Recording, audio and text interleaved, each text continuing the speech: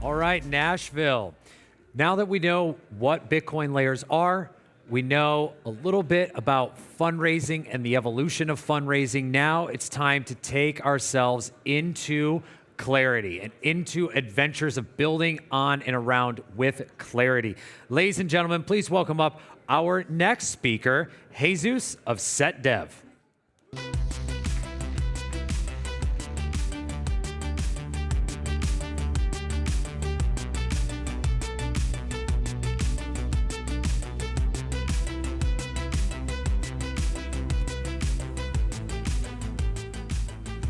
All right, testing. Okay, cool.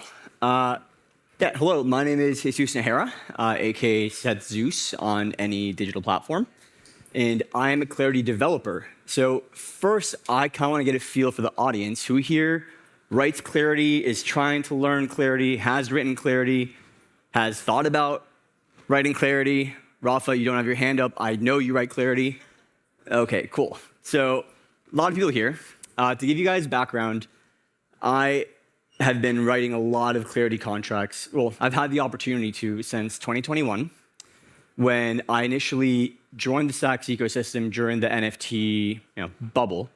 And during that time period, I was looking at Bitcoin L2s, and I realized that there's a lot of alpha in Stacks. And a lot of alpha in terms of a passionate community, a lot of alpha in terms of a really clean smart contract language that I really quickly fell in love with. And so today, I want to talk to you guys a little bit about what I've done, so you guys can believe that I have some experience here, but then telling you guys about my very first Clarity contract, Bitcoin Badgers, and how that project went, because I really want to highlight that how you start your journey in this ecosystem doesn't necessarily lead to how it's going to go. So that being said, I am extremely grateful to have contributed, reviewed, or in some way had a minor or major way to the following projects. I'm not going to read them out loud, but hopefully there are some names that you guys recognize there from either DeFi protocols or teams or important Clarity contracts that are part of the Stacks core protocol. So again, that being said, I want to go all the way back to my very, very first contract. And to put it lightly, my very first contract went as poorly as it could have.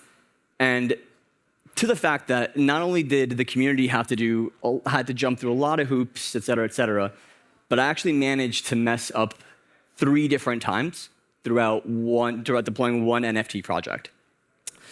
So very much an unmitigated disaster, and I want to talk to you guys about this today.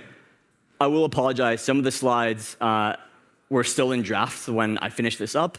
But anyways, the real origin Badger story. So when we launched Bitcoin Badgers, and we wanted to have 2,100 different NFTs. And the plan was we were going to do half of the collection up front, or release it, and then half the collection a week later. No idea why we thought that was a good mechanic or why the market would react well to that, whatever. But that's what we decided to do. And the first part of the plan actually went well. So we deployed a contract, and we had the first 0 to 1,050 Badger NFTs that were minted. And once they were minted, obviously I felt very, very happy, right? So we had the first one out. And just so give you guys some background, this was actually before Gamma and before Tradeport were even part of the Stacks ecosystem. They were still in their earlier forms of Stacks NFT, and Byzantium was the name of Tradeport. So anyways, the first half of it is successful. And then no less than maybe 30 minutes after the last NFT is minted, I see this. And something peculiar here is this is happening during a transfer function, which it most certainly shouldn't, right? A lot of these NFT projects are really standardized so that simple functions such as minting, burning, or transferring an NFT should work out of the box. So the mere fact that we were seeing these failures right after we finished minting out was a huge glaring flag for me.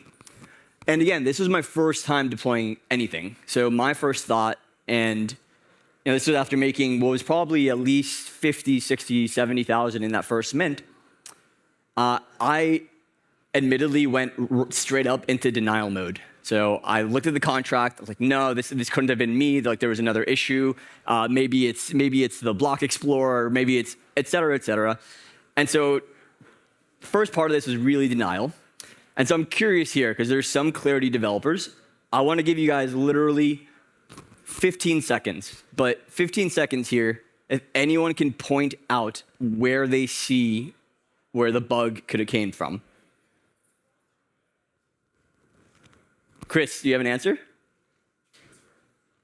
That in the transfer function, but what line in here specifically is the bug in? No. Yeah, Daniel. -1. What about the -1?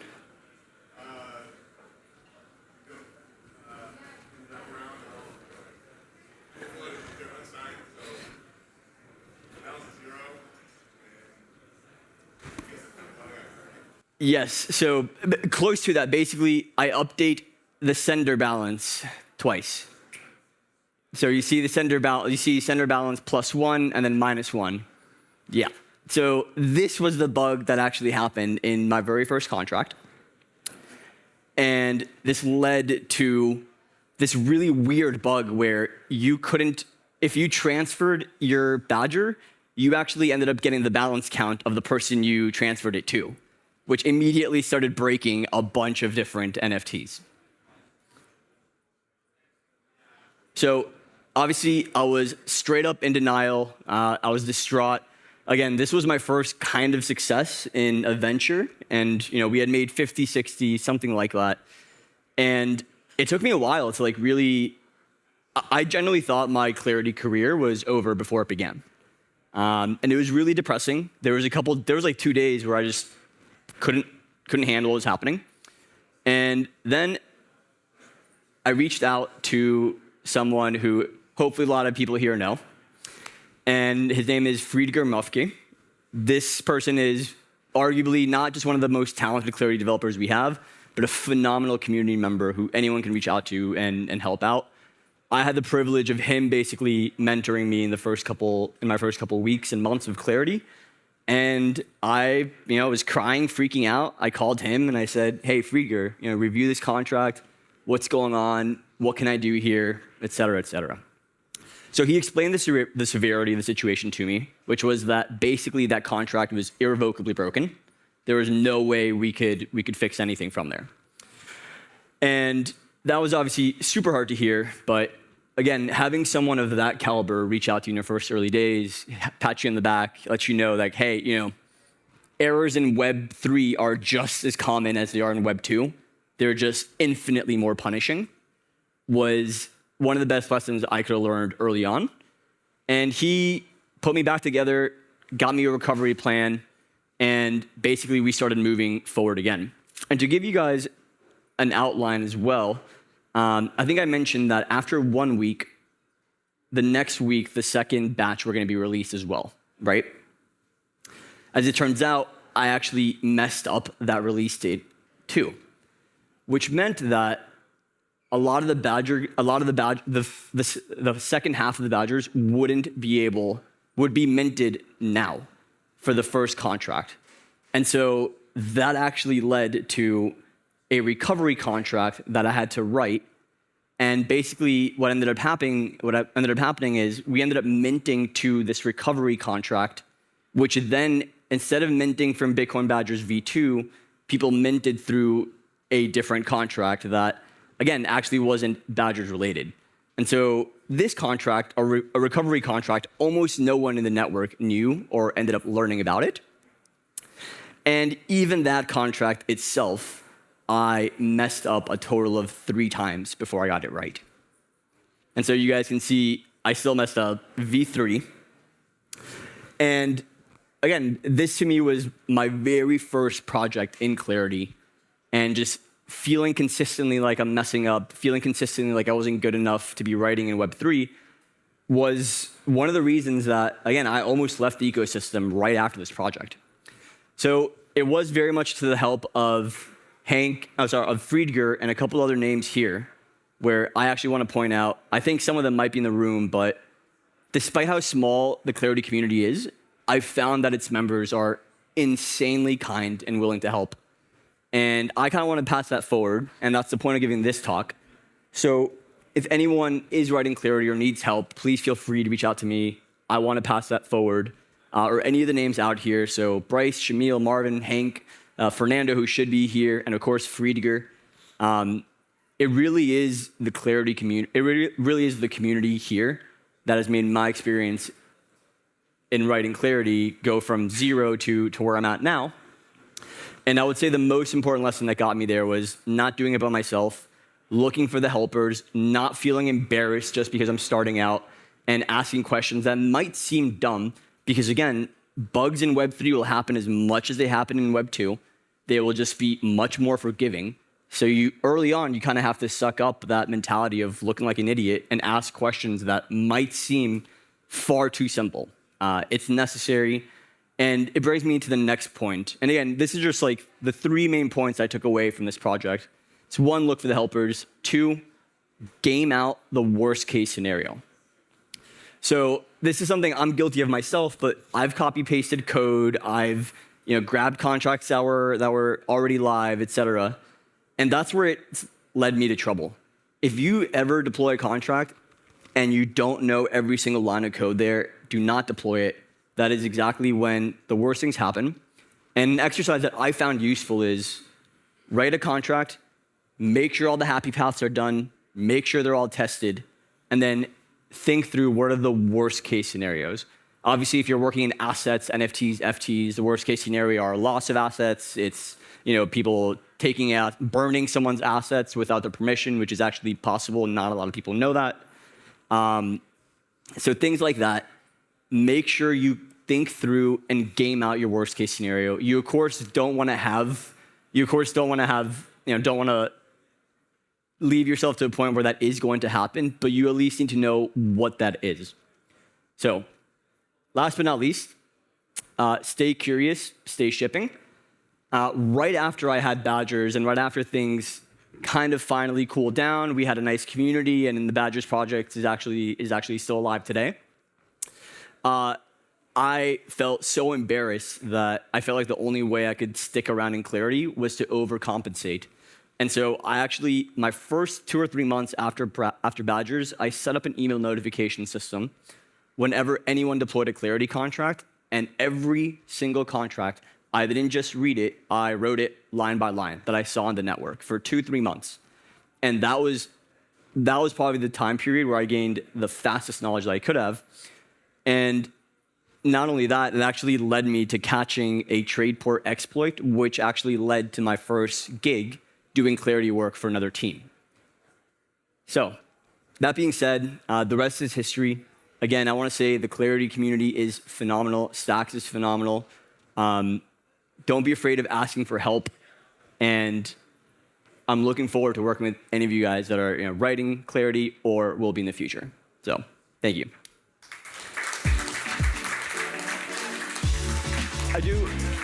I do want to do Q&A in case anyone does have questions. Yes, Chris.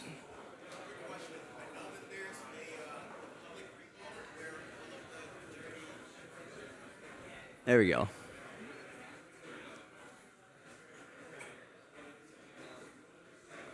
Test. Coming through? Okay, cool. There we go. Thank you. I'll start it from the top. I know that there's a public repo now where all of the Clarity contracts are loaded up. But I'm curious, do you still have that email notification system? And if so, is that open source? I don't. I killed it off, but I am happy to share that and open source it with people. And funny enough, I stopped doing that because I'm not sure if people remember, but early on there was someone, I have suspicions on who it was, but someone who was deploying swapping contracts between DeFi protocols and would clearly run the entire contract through like a hashing algorithm beforehand. And so like their variable names, their function names, everything were like 20-byte outputs. And once I started going through that and I realized people were just like dumping contracts, I stopped doing that. But that is single-handedly the best way to learn Clarity contracts is write them hand by hand. Come across the Block Explorer, any contract you don't understand, write it line by line until you fully get what every line is doing.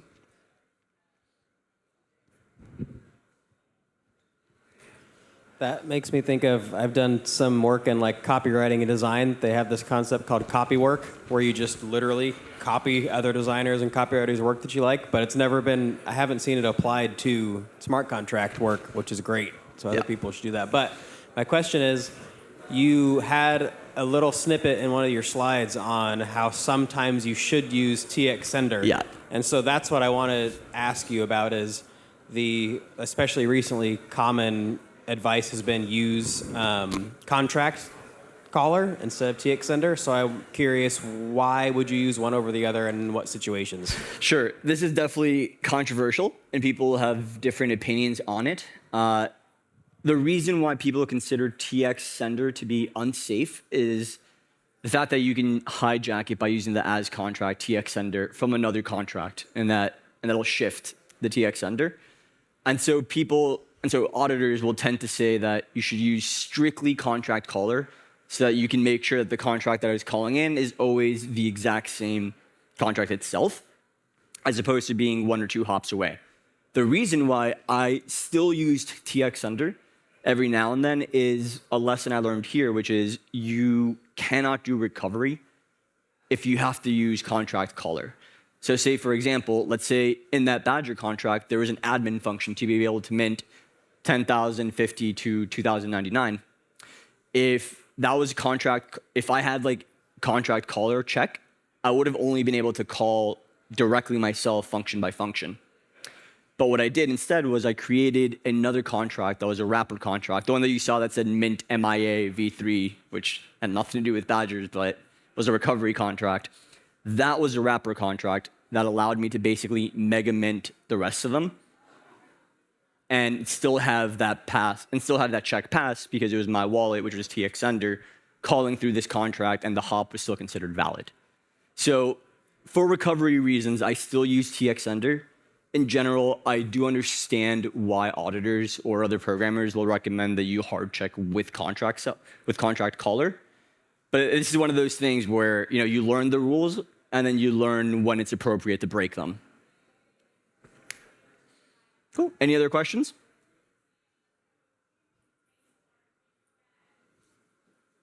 All right. Thank you for your time.